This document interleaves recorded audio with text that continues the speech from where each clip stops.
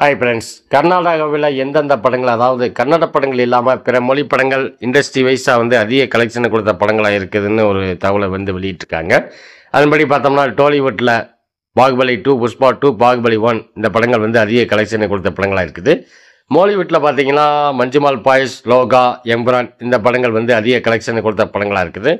பாலிவுட்டில் பார்த்தோம்னா ஜவான், பதான், அனிமல் இந்த 3 படங்கள் அதிக கலெக்ஷனை கொடுத்த படங்களாக இருக்குது. சரி, நம்ம தமிழ்நாட்டுக்கு வருவோம். நம்ம தமிழ்நாட்டில் கோலிவுட்டில் பார்த்தீங்கன்னா நம்ம தலைவரோட படங்கள் தான் அதிக கலெக்ஷனை கொடுத்த படங்களாக இருக்குது. அதாவது 2.0, ஜெயிலர், கூலி இந்த 3 படங்கள் மட்டுமே அதிக ஹையஸ்ட் கலெக்ஷன் பண்ண படமாக இருக்குது. தமிழ்நாட்டில் இருந்து சூப்பர் ஸ்டார் ரஜினிகாந்த் மட்டுமே அதிக கலெக்ஷனை கொடுத்த படங்களாக கர்நாடகாவில் இருக்குது. தமிழ்நாட்டில் உள்ள நடிகர்கள் தமிழகத்தை விட்டு தாண்டினா அந்த நடிகரை யாருமே கண்டுக்கிற மாட்டாங்க. சரி, தமிழ்நாட்டில் இருந்து இந்த 3 படங்கள் தான் அதிக வசூலை கொடுத்த படமாக இருக்குது. ஏன் மற்ற நடிகர்களோட படங்கள் வரலை? ஏன் மற்ற நடிகரை விட விஜய் படம் ஏன் வரல? விஜய் தான் நான் உச்சத்தில் இருக்கேன், அதில் இருக்கேன், சந்தில் இருக்கேன், பொந்தில் இருக்கேங்கிறாப்புலையே. பக்கத்து செட்லேயும் இப்போ காமிக்க வேண்டியதானே, வெயிட்டை காமிக்க வேண்டியதானே. ஏன்னா தமிழ்நாட்டில் மாதிரி அங்கெல்லாம் கோல்டு காயினை உருட்ட முடியாதுல்ல.